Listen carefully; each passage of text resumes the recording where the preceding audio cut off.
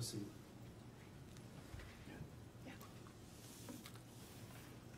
If you'll raise your right hand. Do you swear and affirm the testimony you're about to give will be the truth, the whole truth, and nothing but the truth, so help you God? Yes, sir. Make sure mine a little bit. I know you're loud. State your name for the record first for me. Madison Schemitz. Okay, Madison. Before you speak today, did you provide a compilation video that outlines your recovery and essentially what you've been through the last year and a half? Yes, ma'am. Your Honor, I'm going to publish that at this time. Any objection? I've seen the video, so.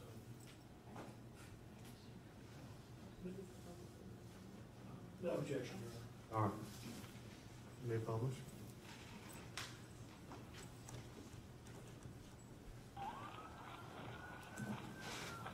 What's the address of your emergency? Somebody just got stabbed right in front of Tubby's. This boy has just stabbed a girl. You guys need to come quick. We need an ambulance. You don't have to be scared. 17-year-old man Madison Schemitz. was stabbed 15 times in the attack. Outside Mr. Chubby's in Ponte Vedra on Saturday. The attack also sent her mother and a good Samaritan to the hospital. Madison suffered a spinal cord injury. She is now paralyzed from the chest down.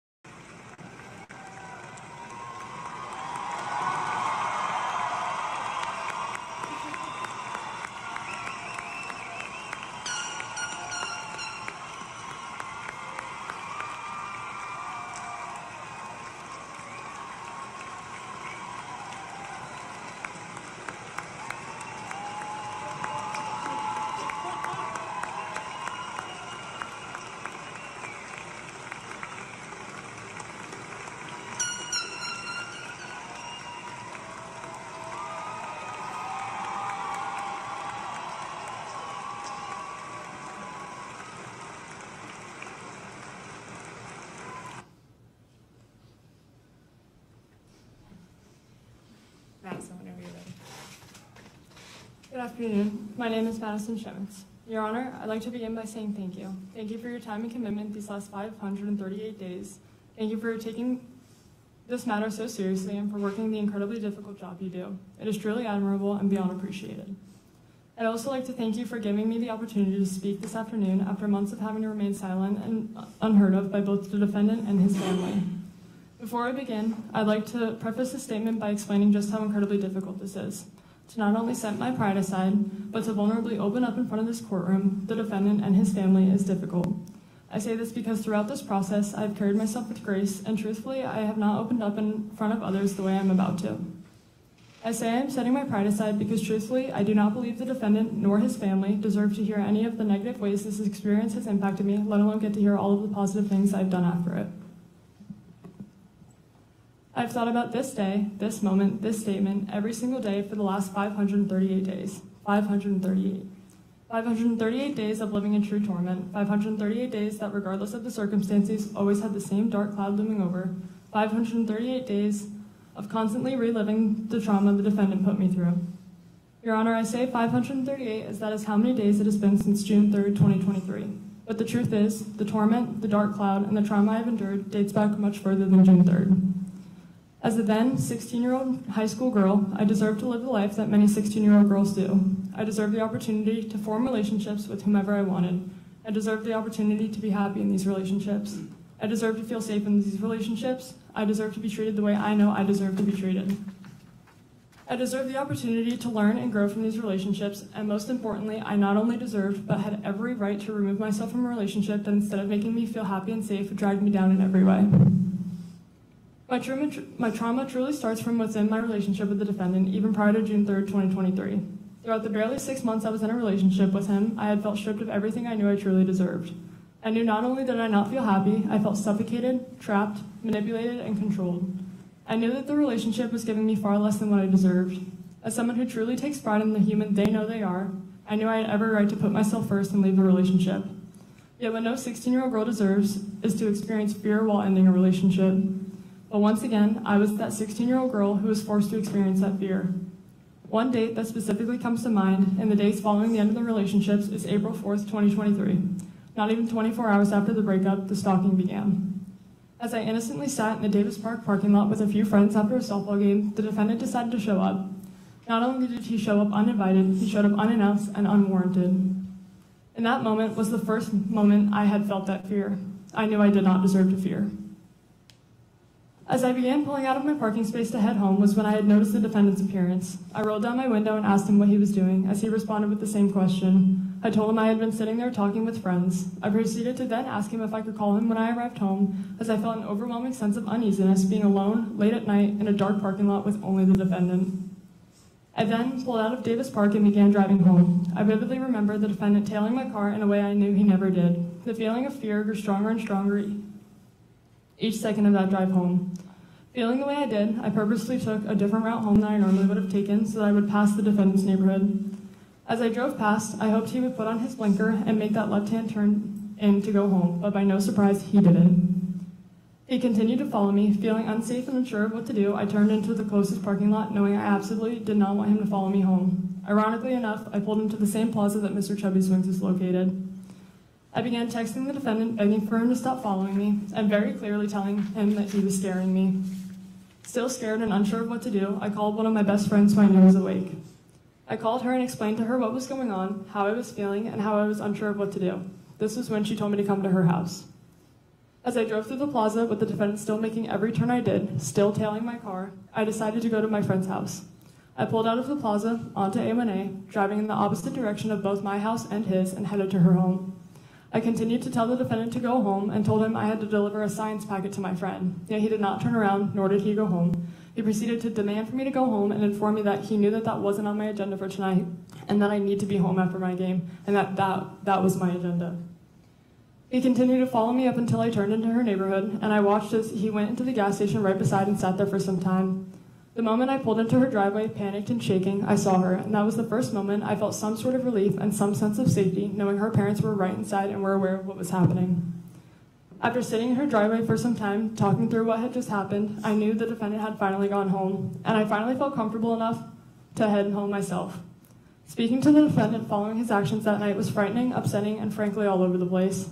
His reasoning as to why he followed me home changed every time, whether it was making sure I got home, wanting to see if I was doing something behind his back, or just so happened to be going home that way anyways. I believe that night speaks volumes about the defendant and his behavior following the end of the relationship. With this incident being not even 24 hours after the breakup, the 2 months following remained equally as torturous and frightening, as the stalking did not stop there, it had only just begun. Feeling that same fear every single time I wanted to leave the house is not something a 16-year-old girl deserves. Having to be hyper-aware of my surroundings every single day in fear that he would show up of where I was yet again is not something a 16-year-old girl deserves, let alone not something she should ever have to be worried about. Those 2 months following the breakup were torture. Those 2 months I was put in a position by the defendant where I felt scared, worried, and constantly threatened, but I was never prepared for were the fears to come alive. June 3rd, 2023 was without a doubt the absolute worst, most traumatic day of my life, and I remember every single second of it. As a 17-year-old teenage girl, on a Saturday in the summer, my day started as any other day would have for me. I had one of my best friends I met through softball in town to spend the weekend. We had stayed up late and woke up early, excited for the plans we had made for that day. Once we woke up, we got ready to go to the beach. That day was windy and almost cold for it being a Saturday in June. After some time being there, we both got cold and decided we would leave the beach and go join our moms and brothers at my community pool. We got there just before 1:30 and hung out for a while, simply just enjoying time together as these were friends we did not get to see often. During this week in June, the Women's College Softball World Series was happening. Eventually, we decided we would go get something to eat and watch the games happening that day. This decision, unknowingly, became my life or death decision, and I had no clue. I remember going home sometime between 2:10 and 2:50 to change out of our bathing suits and get ready to go to Mr. Chubby's Wings. And by 2:53, my friend and I were in the car blasting California Girls by Katy Perry on the way to the restaurant.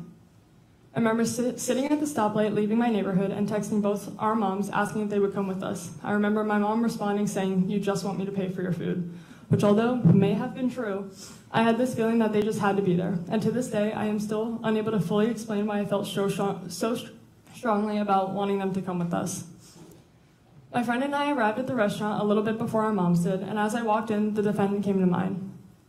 I entered the restaurant and looked around to make sure he was not there before we sat down to eat, as I knew I had previously run into him there within those 2 months.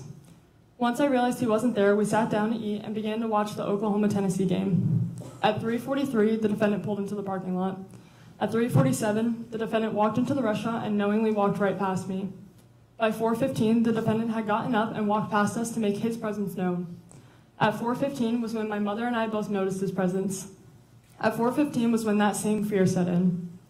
After going back and forth on what to do, we paid our check and decided to leave the restaurant. At 4:28, myself, my mom, my friend, and her mom all stood up and walked out. Never in a million years did I think that I would never end up making it to my car. I remember walking to the parking lot, texting a friend back, and taking a picture of the defendant's truck. I did this knowing I had to continue to keep track of the defendant's behaviors and appearances for the restraining order we were in the process of trying to obtain. I remember finally reaching my car and hearing my mother scream. Knowing my mother, I could hear her fear. I could hear that whatever was happening was not good. This was when, at 4:30 p.m. on June 3rd, 2023, I turned around and saw the defendant running towards me faster than I had ever seen him run before. Not knowing what was coming next, I turned and attempted to go in the opposite direction. This was when the defendant had grabbed me. I hit the ground and began feeling the attack. I remember being on my hands and knees, begging for the defendant to get off me, with my screams slowly becoming more and more silent. I remember staring at the ground, my thoughts being muffled by my mother's constant scream. The scream that had first alarmed me did not stop throughout the entirety of the attack, and frankly, I can still hear it to this day. I remember hoping for the pain to stop and feeling my mom pulling him off of me. I remember finally being let go and falling to the ground because at that point, my body had been paralyzed. Little did I know that me being let go in that moment meant my mom was now being made another victim of the attack. I remember laying there with my eyes closed, blacking out until the defendant began stabbing me again. Your Honor, a 17-year-old girl should not know the feeling of getting stabbed. Your Honor, I should not have to remember the feeling of my body being inflicted with a knife over and over again. I remember feeling an impact against my mother, the defendant, and I, which was the moment Kennedy Armstrong had ultimately saved our lives. I remember finally opening my eyes but still being unable to see. I remember asking my mom to get off of me because she was now actively bleeding onto my face and into my eyes. I remember finally realizing I had been stabbed and that I could no longer feel my legs. I remember the moment I realized I was paralyzed. I remember struggling to breathe and formulate words. I remember telling my mom I could not feel my legs, to which she responded it was okay and everything would be okay. But I could hear in her voice that it wasn't okay. She didn't know if it would be okay and just how scared she was. I remember her words to the defendant. I remember her calling the defendant's mom Tanya and her informing her on what her child had just done. I remember looking up and around and realizing that suddenly there was a crowd of people surrounding us. I remember looking up and to my left, to which I watched as the defendant just a few feet away pathetically slit his own throat. I remember making eye contact with the man in the crowd of people and begging him to make sure the defendant could not and would not get up, as I was scared the attack wasn't over. I remember his response ultimately assuring me that the defendant was no longer conscious or physically able to get up. I remember my mom still panicked and holding one of my 17 stab wounds closed. I remember numerous people trying to help keep me alive. I remember numerous people begging for me to stay awake. I remember that despite how chaotic, loud, and full of people the scene was, it was still so quiet. I remember feeling alone in my thoughts, unsure of what would come next, but knowing I just had to stay awake. I remember that despite every fear racing through my head, feeling calm through the chaos. I remember my friend's mom, Casey, on the phone with 911, saying how she knew that they were on the way, but still did not hear or see the lights and sirens. In this moment, those 4 minutes between the attack and the first responders showing up were the slowest 4 minutes of my life. Though in that moment I was terrified, I thought in my head that if I just stay awake until I hear those sirens, I would be okay. As soon as I heard those sirens, I felt some sense of relief, knowing help was there. I remember finally seeing them with my own eyes, my clothes being cut off and being lifted off my mom's lap and onto the stretcher when my vision had disappeared again. I remember finally being set down and groaning in pain, still unable to feel or move my legs, and my ability to breathe getting worse and worse. I remember looking up and recognizing a deputy I had met on the scene of a friend's car accident months prior. Once I saw her eyes, I had finally felt comfort. I remember telling her that I was so scared, and her words back were, "You don't have to be scared. I trust these people with my life, and you should too. You're going to get everything worked out. You're going to be okay, honey." These words, in this moment, coming from someone I remembered and trusted, whether she believed them or not, both reassured me and provided me the comfort I so badly needed. These words let me believe that I would be okay, that I would survive, and that I just had to trust what came next. I remember being taken from the sidewalk and into the ambulance. I remember laying there in the ambulance in so much pain, unable to breathe and still so scared. I remember answering all the questions asked, correcting the paramedics on their assumptions, and telling myself repeatedly that I had no choice but to fight to survive.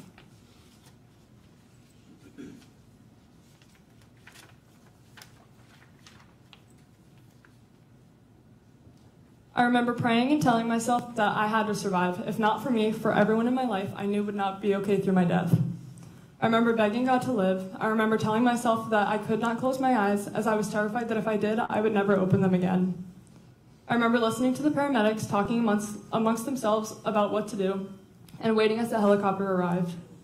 I remember hearing the helicopter arrive and being transferred from the ambulance to inside the helicopter. I remember the oxygen mask, the neck brace, and the headphones get put on me. I remember that because of the neck brace, the headphones didn't fully cover my ears. I remember the sounds from the helicopter.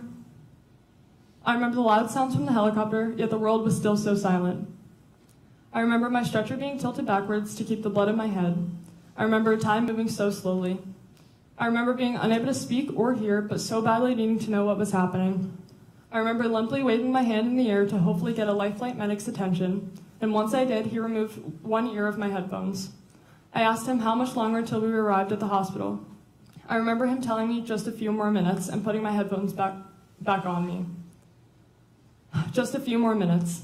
Those few minutes were in slow motion. Those few minutes still full of so much fear.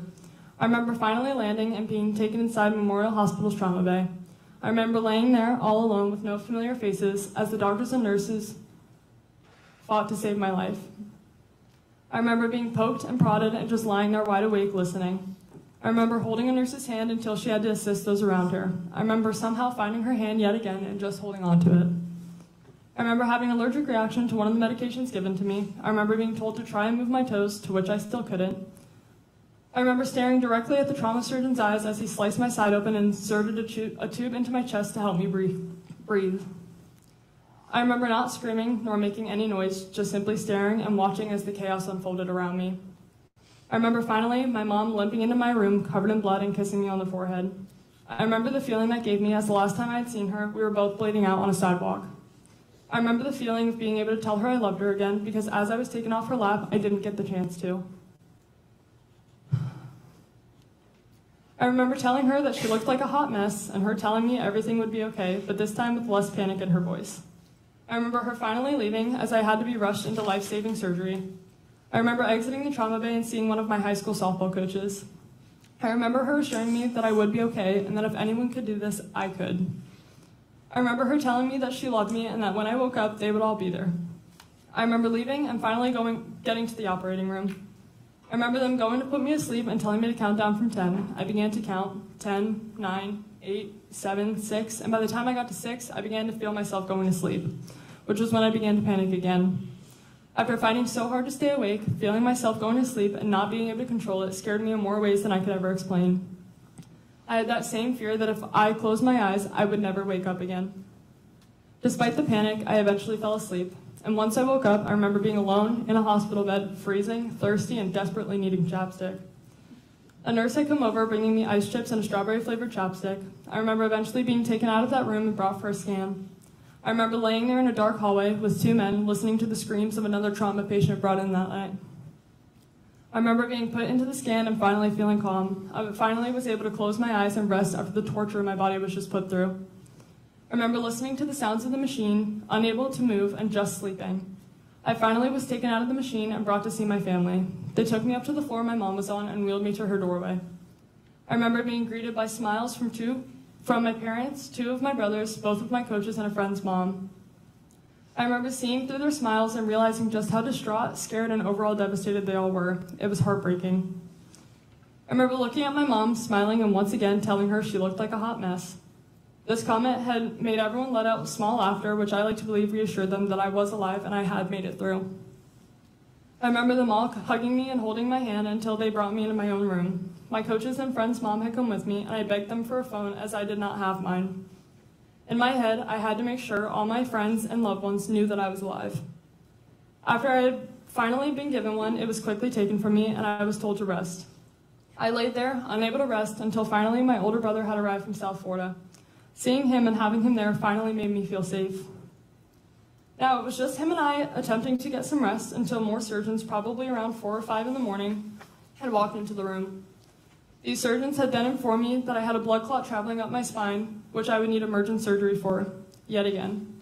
I remember one of the surgeons telling me that sometimes these blood clots and this trauma can be a reason for temporary paralysis. This gave me a sense of hope. I remember asking them if we could call my mom from the room over to let her know what was happening. My brother FaceTimed her, but she had already been told. I remember telling her and my brother that I loved them and that I would see them again when I woke up.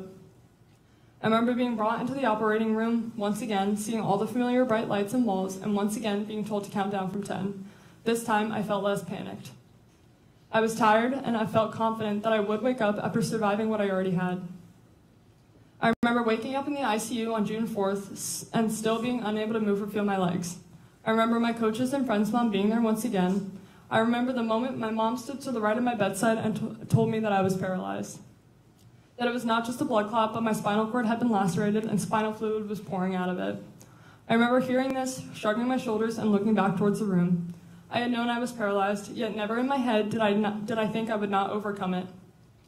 Immediately, I told myself that I would walk again, that I would walk at my senior night for softball, that I would walk at graduation the following May, and finally walk into this very courtroom today. Your Honor, I remember everything. I remember every single second of this horrific day and the months following. Your Honor, on June 3rd, 2023, I did not know that as soon as I walked out of that restaurant, I would end up being forced to fight for my life. What I didn't know was that after I won that fight for my life, was that I would be faced with a lifetime's worth of challenges. Faced with the fact that walking out of that restaurant was the last time I would be able to walk for several months, the fact that the last time I would be running for my life.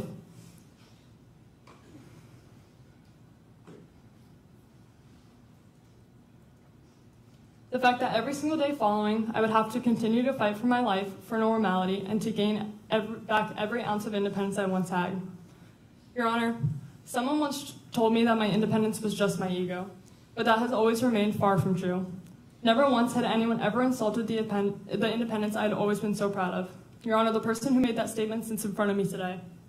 The same person who not only took away my independence for some time, but attempted to take my life. On June 3rd, 2023, the defendant attacked and stabbed me 17 times with the intent of killing me. On June 3rd, 2023, 538 days ago, I survived the attack and have continued to not only survive, but to live every single day I know I am so blessed to live. Your Honor, those months following the attack are still vivid. The mental and physical battles are still vivid and so real. In the days following the attack, I was still stuck in the ICU. I remember all the doctors, visitors, interviews, and so on. I remember the feeling of having to be rolled to have my bandages changed and tubes moved. I remember the feeling of having both of my chest tubes pulled out of me. I remember the feeling of having one of my chest tubes being pulled out of me just to be put back in. I remember the smell of the matted blood that had set in my hair from the attack. I remember being unable to sleep despite every effort. Every time I tried, I was quickly interrupted by the same reoccurring image of the defendant running at me on the day of the attack. I remember the moments I would be able to fall asleep. I would wake up screaming, being awoken from the same nightmares that I was being killed by the defendant or one of his family members. I remember one night specifically when I had woken up, finally thinking I had slept through the night, just to come to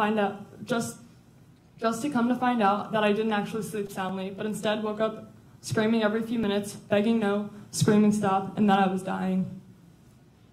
I remember my first shower that took probably 5 hours and the help of probably 5 people. I remember when physical therapy started. I remember being lifted out of the bed for the first time in a Hoyer lift and into a wheelchair beside the bed.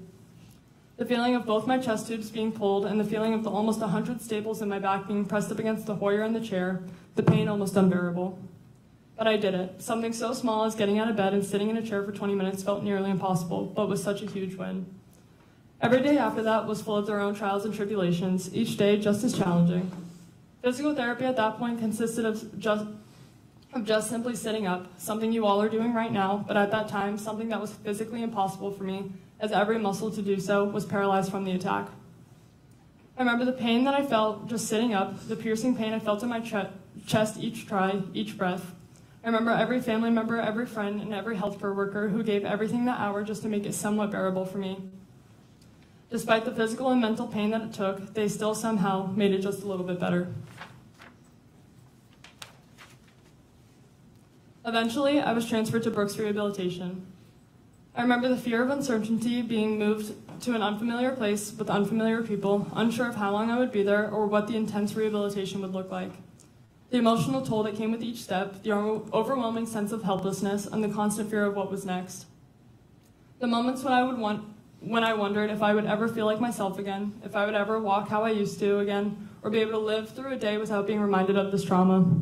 And yet, through it all, I also remember the moments of hope, the small victories, and all of the support from those around me. These memories, these moments, they stay with me forever, and they shape who I am every single day. I remember being transferred in the late afternoon, so it was quiet. I remember, despite the silence, hearing the screams of another patient down the hall who was quickly transferred, as the Brooks workers were also aware of how that could scare someone with the trauma I had. As the next day came, therapy began. 3 to 5 hours of occupational and physical therapy consumed my time. The goals started small, but the therapy was intense. Learning how to sit up on my own, change my clothes by myself, transfer myself between the bed and the wheelchair, simple everyday tasks were so difficult. Yet slowly they became easier.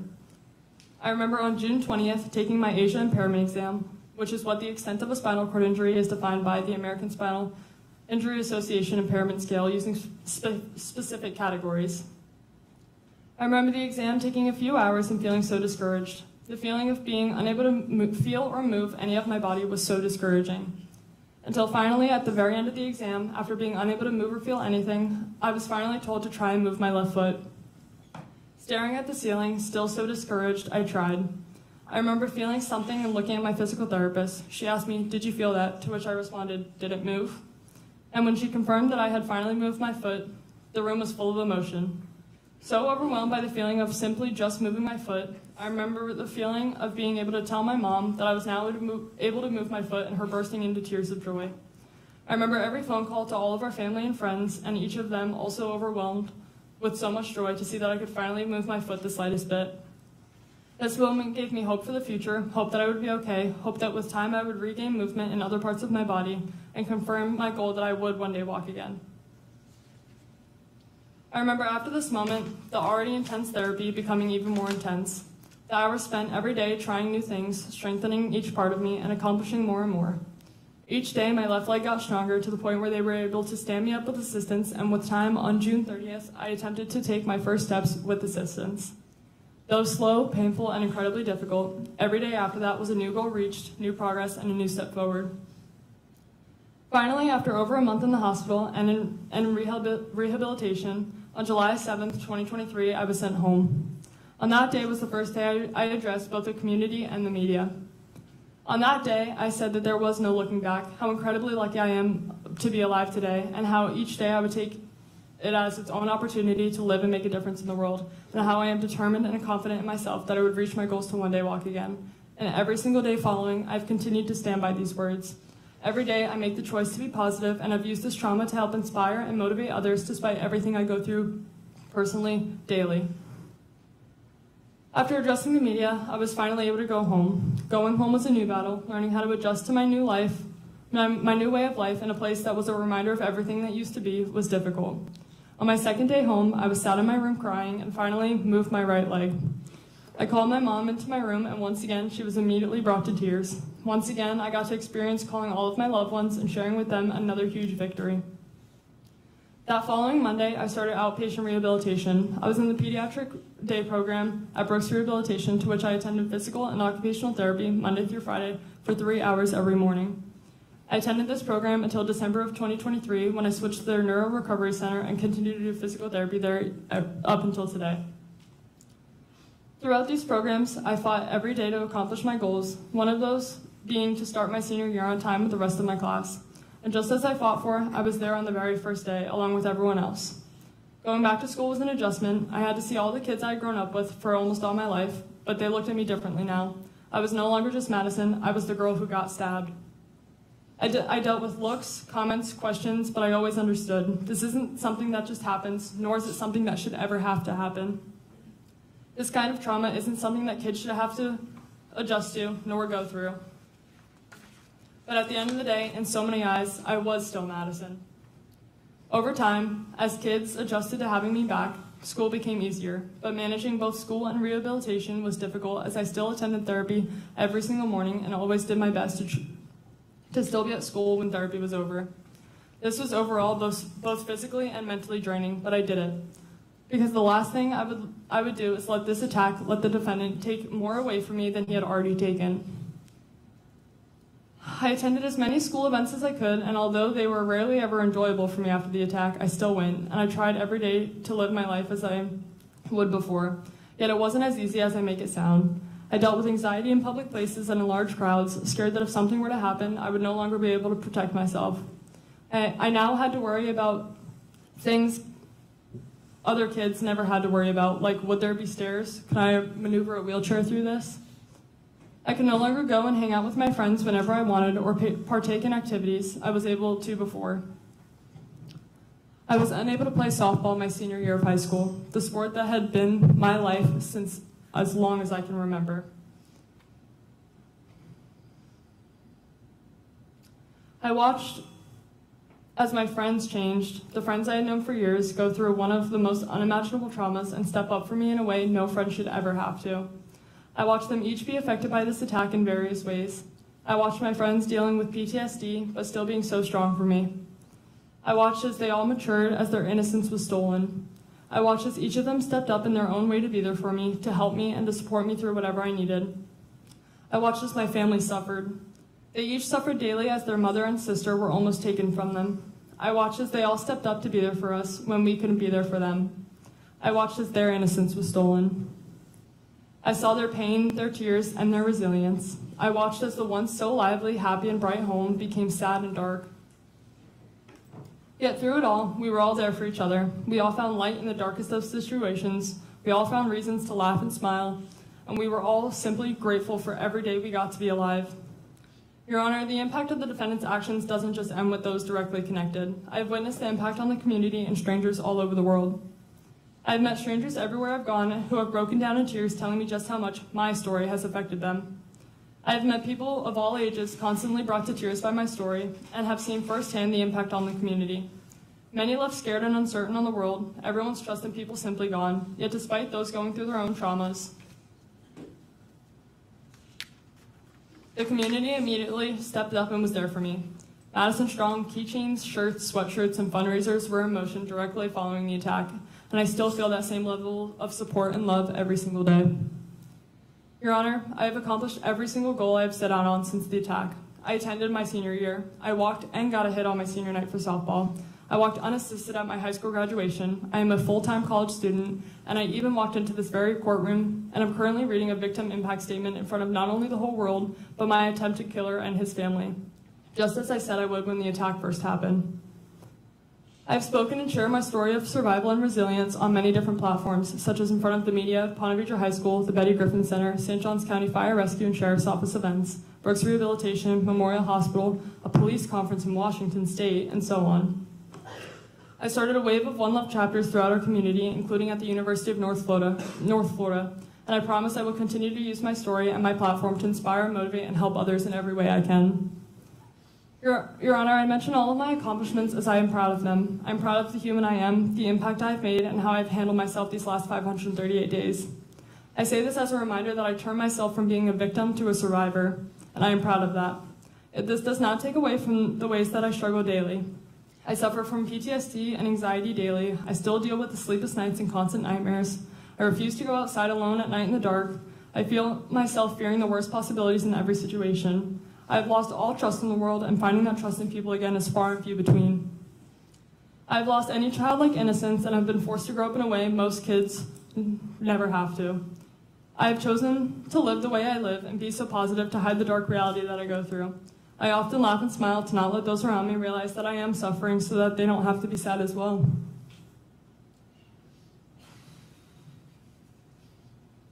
I deal with mental battles every day about my physical state and what my future may look like. My thoughts are often clouded by the what ifs and the why me questions, because why me? Why did something so horrific and life-changing have to happen to me? Why did someone so evil need to try and take everything away from me? Why did someone so evil try and end the life of someone who showed him so much kindness and patience. Why me? Your Honor, the defendant's decision on June 3rd, 2023 will haunt me for the rest of my life. My future physical and mental state still so uncertain, but always affected. The way I live, the way I love, forever changed. Yet I will always be a more kind, understanding, patient, loving, and overall better person than the defendant ever was. Your Honor, if it weren't for the brave and heroic acts of both my mother and Kennedy Armstrong on June 3rd, 2023, I would not be alive. My mother put her life on the line to save mine. The defendant so selfishly not only tried to take my life, but also tried to take my mother's. The most badass, selfless, and incredible woman and mom anyone would be so lucky to have in their lives. My mother has always and will always be my best friend. I am proud to be her daughter and thankful for her every single day. I've watched her struggle in more ways than I could explain in the last 538 days, yet she still always puts her kids before herself. Bleeding out and all, she was still there for me before even thinking of herself. She slept right by my side for over a month and was there through every single step of it all. Without her, I would not be here today, but without Kennedy Armstrong, neither of us would be here. A complete stranger so selflessly ran towards the screens, ran towards the danger, and saved both of our lives. Kennedy, you are truly one of the most brave and amazing human beings I have ever met. Despite your own trauma, your own physical injuries, and every way this attack negatively impacted your own life, you always remained so selfless. You always reminded us that you were here for whatever we needed and never wanted any praise or recognition, but you are the hero. You are the reason we are alive, and you are who reminds me every single day that good people do exist in the world. Words can never explain just how beyond thankful I am for you and your family. I thank both my mom and Kennedy for being my heroes that day. Two people who are so incredibly undeserving of the evil actions that the defendant showed on June 3rd, 2023. Your Honor, I could talk for hours on end about the way that the defendant has negatively impacted each of our lives, but I think after each of these impact statements, it is apparent, it is real, it is constant, and it is daily. Every day is a reminder of the trauma we all endured on June 3rd, 2023. Every day I'm affected by the physical and mental impacts of the defendant's actions, and every day is a reminder of just how cruel, monstrous, and evil the defendant truly is. There is no excuse for his actions. There will never be an excuse. On that day, the defendant chose to try and take my life. He chose to try and take my mother's life, and he chose to severely harm a good and innocent stranger. Your Honor, I can confidently say I am one of the least deserving human beings to have to go through what I have been forced to go through. Your Honor, this is something I will have to deal with for the rest of my life, something I should never have to deal with, and something the defendant should never have the opportunity to do again. Your Honor, on June 3rd, 2023, I was given my own life sentence by the defendant, and I plead with you that the defendant receives the same justified sentence and deserved punishment. Thank you.